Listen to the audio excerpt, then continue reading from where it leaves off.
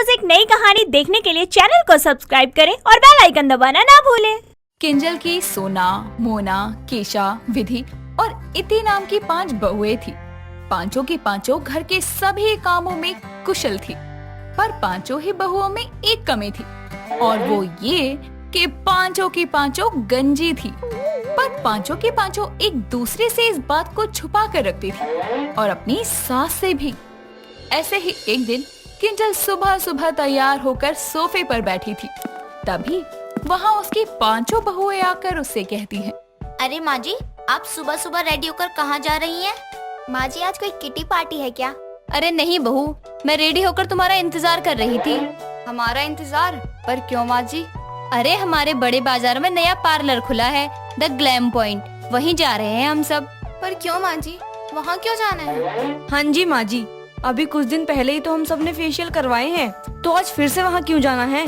अरे उस नए पार्लर में ऑफर है, smoothening, rebonding, hair spa, hair cut, highlight, colouring, कुल मिलाकर हेयर से रिलेटेड सब कुछ बहुत कम दाम में हो रहा है। तो मैंने सोचा है कि मैं भी अपने साथ साथ तुम सबके बालों को एक नया अवतार दे दूं। नहीं माँ जी। अरे क्या हो गया, तुम सब ऐसे मना क्यों कर रही हो? अरे माँ जी, वो मेरे बालों को ना केमिकल सूट नहीं करता है, बाल बहुत ज्यादा झड़ने लगते हैं। और माँ जी, मुझसे तो ये खुले बाल रखे ही नहीं जाते। ये सब करवाने के बाद ना 3 दिन तक बाल खुले रखने पड़ते हैं। और माँ जी, मुझे तो अपने बालों में हमेशा तेल लगाकर रखने की आदत है, ये सब करवाकर तेल नहीं लगा सकते ना? माँ जी, मेरा तो बस पूछो ही मत।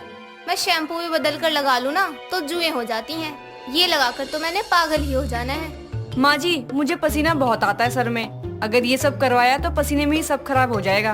ऐसे ही अपने अपने बहाने बताकर सोना, मोना, इति, केशा और विधि वहाँ से चली जाती है और अपने अपने कमरे में जाकर सभी अपने अपने कमरों के दरवाजों को बंद कर लेती है और सर से नकली बालों की विग हटाकर शीशे के सामने जाकर कहती है, अब माँ जी को क्या कहूँ कि मैंने उनसे जो कहा वो झूठ है। अरे सच तो ये है कि बालों को नया अवतार देने के लिए बाल भी तो होने चाहिए ना, पर मेरे सर पर तो बाल ही नहीं है, मैं टकली हूँ। माँ जी को कितना बुरा लगा होगा।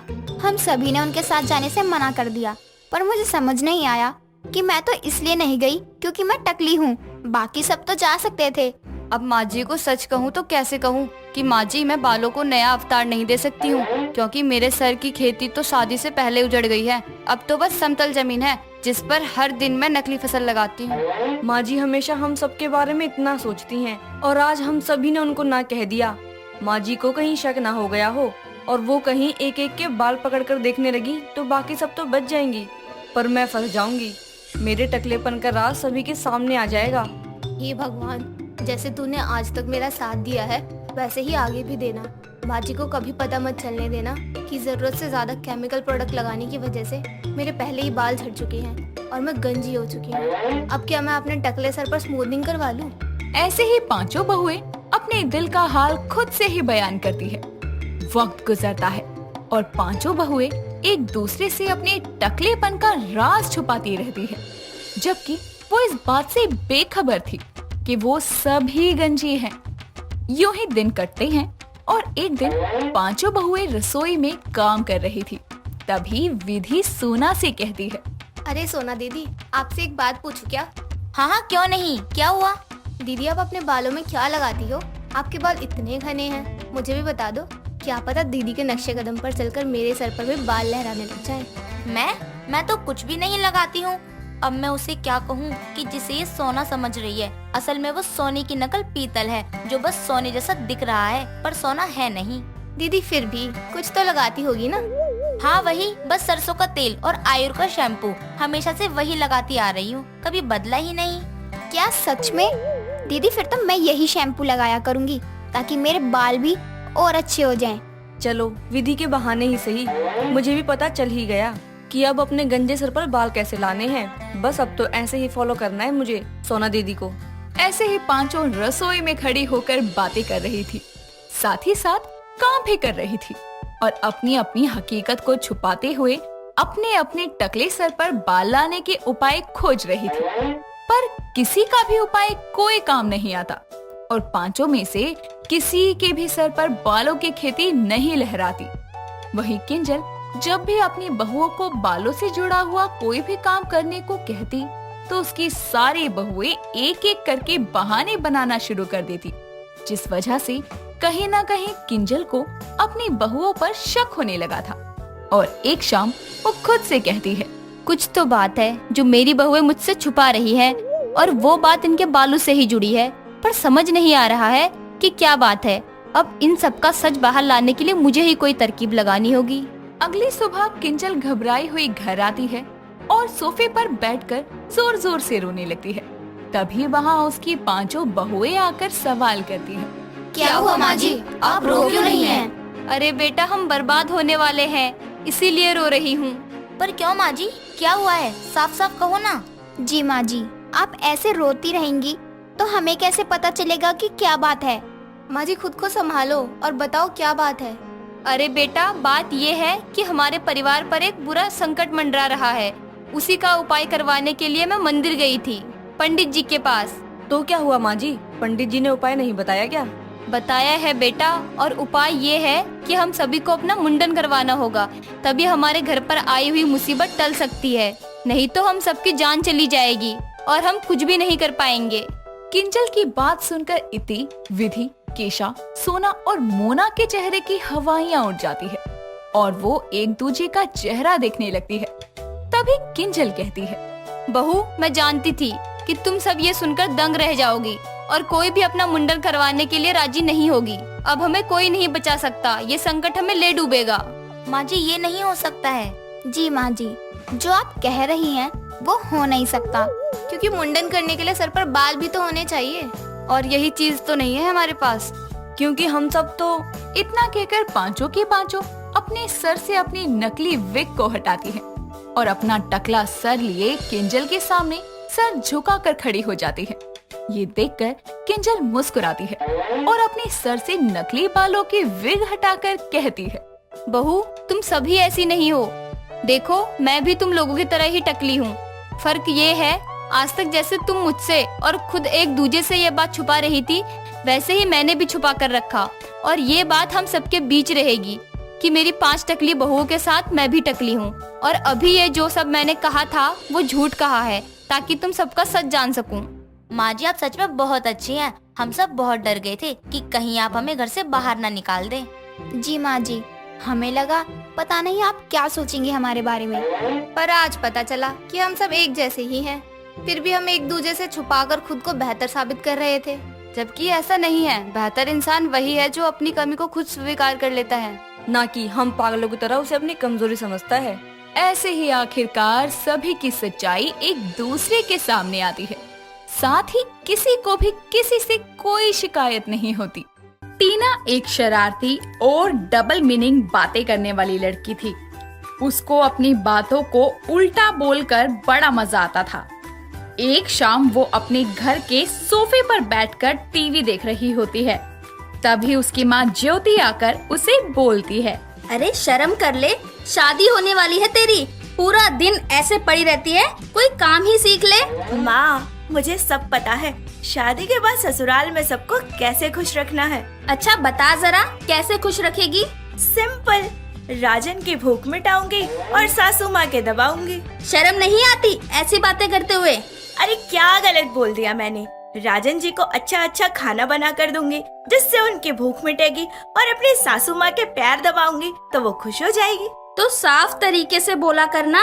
वाह जी वाह, अब सामने वाले की सोच ही गंदी हो तो मेरे शब्दों का क्या कसूर। अच्छा अब ज्यादा बकवास मत कर और उठ जा, राजन आ रहा है अपनी माँ के साथ शादी की डेट फिक्स करने। टीना उठकर अपने कमरे में तैयार होने चली जाती है, जिसके कुछ देर बाद में राजन अपनी माँ गायत्री के साथ में घर आता है, जहाँ ज्योति उनका स्वागत करने के बाद टीना को आवाज लगाते हुए बोलती है, टीना बाहर आजा, देख राजन आ गया। टीना अपने कमरे से तैयार होकर बाहर सबके सामने आती है और गायत्री के पास जाकर बोलती है, अरे माँ जी, जरा अपनी साड़ी हटाइए ना, मुझे उन्हें छूना है। क्या छूना है? अरे माँ जी, आपके पैरों को छूना है, साड़ी ऊपर कीजिए ना।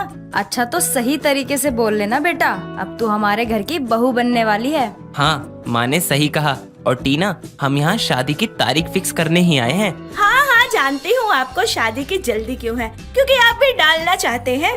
क्या बोल रही हो? क्या डालना चाहता हूँ? अरे मेरे गले में वरमाला, और क्या। दोनों परिवार कुछ दिन बाद की तारीख देखकर दोनों की शादी करवा देते हैं, जिसके बाद टीना अपने ससुराल में आकर सारी जिम्मेदारियों को अच्छे से निभाती है। एक दिन उसके घर के बाहर एक सब्जी वाला सब्जी बेचने आता है और बोलता है, ले लो पुदीना।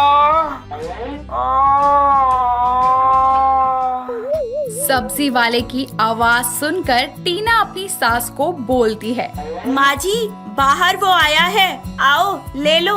अरे कौन आया है और क्या ले लूं बहू? अरे माँ जी, वो सब्जी वाला आया है, आपको उससे वो लेना था ना, मोटा मोटा लंबा लंबा। अरे क्या बोल रही है? अरे माँ जी, क्या कहते हैं उसे? हाँ, घिया, मोटा सा लंबा सा, समझ आया? अरे सीधा सीधा नहीं बोल सकती क्या कि माँ जी सब्जी वाला आया है और घिया ले लो?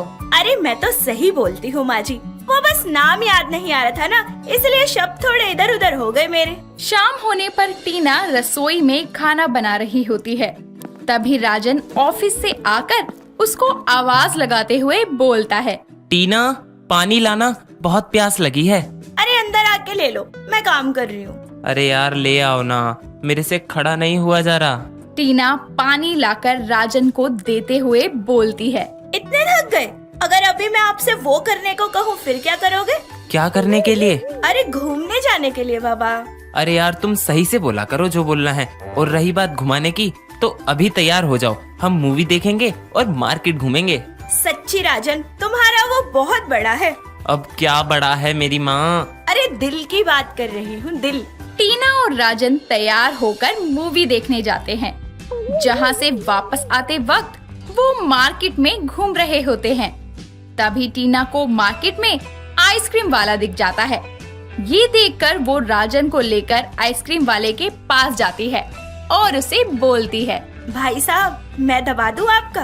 अरे अरे मैडम, कहाँ दबाने की बात कर रही हैं? हमारा दबाने के लिए हमारी जोरू है। टीना क्या बोल रही हो? पागल हो गई हो क्या? अरे मैं तो इनकी गाड़ी पे लगे भोपू की बात कर रही हूँ, वही बजाना है, नहीं तो पता कैसे चलेगा कि ये कहाँ पर है। तो तुमको कितनी बार बोला है, साफ साफ बोला करो। साफ साफ? क्या साफ साफ? अभी तुमने ही तो बोला कि साफ साफ बोलो, तो मैंने बोल दिया। राजन गुस्से में टीना को वहीं छोड़कर घर आ जाता है। कुछ देर बाद में टीना भी उसके पीछे पीछे घर आती है। दोनों को अलग अलग आता देखकर गायत्री बोलती है, अरे बहू, तुम दोनों साथ गए थे और अलग अलग क्यों आ रहे हो फिर?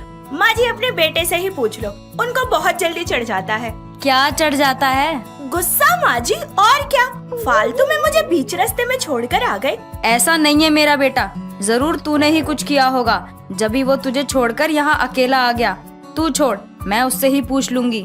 गायत्री अपने बेटे के कमरे में जाती है और उससे सारी बातें जानने के बाद बोलती है, बेटा, बहू को सुधारने का एक तरीका है मेरे पास। क्या माँ? गायत्री राजन को सारा प्लान बताती है, जिसके बाद दोनों टीना को सुधारने के लिए अपने प्लान पर काम करते हैं। और अगली सुबह गायत्री टीना के पास जाकर उसे बोलती है, अरे बहू, जरा वो ले आ। अरे कब लाएगी? जब दिन निकल जाएगा जब। क्या ले आऊँ माँ जी? अरे चाय, सुबह से वेट कर रही हूँ, अभी तक दी नहीं तूने। अरे माँ जी तो साफ साफ बोलो ना, आप भी क्या घुमा फिरा के बोल रही हैं? टीना रसोई में चाय बनाने जाती है और कुछ देर बाद में वो चाय लेकर सास के पास आती है और उसे देती है। इतने में राजन कमरे से बाहर आकर बोलता है, अरे टीना, अंदर आकर जरा वो दे दो। क्या दे दूं? अरे मेरी शर्ट नहीं मिल रही, दे दो जरा ढूंढ कर। अरे तो ऐसे बोलो ना, कोई और सुनेगा ना तो गलत मतलब ही समझेगा। तो समझता रहे, मैंने तो सही बोला ना, गलत समझने वाले की गलती है। टीना अपने पति और सास की इन हरकत से परेशान होने लगती है, लेकिन वो उनको कुछ बोलने के लायक ही नहीं थी। ऐसे ही शाम होने पर जब राजन काम से वापस आता है, तब गायत्री उससे बोलती है, बेटा, बहू की अकल अभी भी ठिकाने पे नहीं आई, लगता है थोड़ा और ड्रामा करना पड़ेगा। तभी राजन टीना को आवाज लगाते हुए बोलता है, टीना, ओ टीना, मेरी प्यास बुझा दो ना। क्या बोल रहे हैं आप? अरे माँ जी बैठी है, थोड़ी तो शर्म कर लो। अरे प्यास लगी है, पानी दे दो, उसी से तो बुझेगी ना प्यास। अरे तो ऐसे बोलो ना, आपको पानी चाहिए, प्यास बुझा दो का क्या मतलब होता है? मैं तो ऐसे ही बोलूंगा। कोई प्रॉब्लम है तुमको? हाँ, प्रॉब्लम ही प्रॉब्लम है। अरे ऐसे सबके सामने डबल मीनिंग बातें करोगे तो सब उल्टा ही समझेंगे ना। मैंने तो घर में बोली है, लेकिन तुम तो बाहर बोलती हो, और तुमको कुछ भी समझाऊं तो बोलती हो कि तुम्हारी कोई गलती नहीं है। देख बहू, मैं तुझे तेरे अंदाज में समझा रही थी कि बातों को घुमा फिरा के बोलने से उनका मतलब बदल जाता है, जिससे सामने वाला उसे गलत समझ सकता है। हाँ, और कभी कभी ही मजाक के लिए ये सब चीजें ठीक होती हैं, लेकिन तुम तो हमेशा ही ऐसे डबल मीनिंग बातें करती थी, जिसकी वजह से मुझे एम्बेरस फील होता था। हाँ माँ जी, अब से मैं कभी डबल मीनिंग बातें नहीं करूँगी। मैं समझ गई हूँ कि इसकी वजह से कितनी दिक्कत होती है। चलिए अब जल्दी से, वरना वो ठंडा हो जाएगा और फिर मजा नहीं आएगा। क्या ठंडा हो जाएगा? अरे खाना ठंडा हो जाएगा, और क्या। और इस तरह टीना डबल मीनिंग बातें करना छोड़ देती है और सब खुशी खुशी रहने लगते हैं। दोस्तों, अगर आपको ये कहानी पसंद आई तो इसे लाइक करें, शेयर करें और कमेंट करके बताएं कि कहानी में आपको सबसे अच्छा क्या लगा।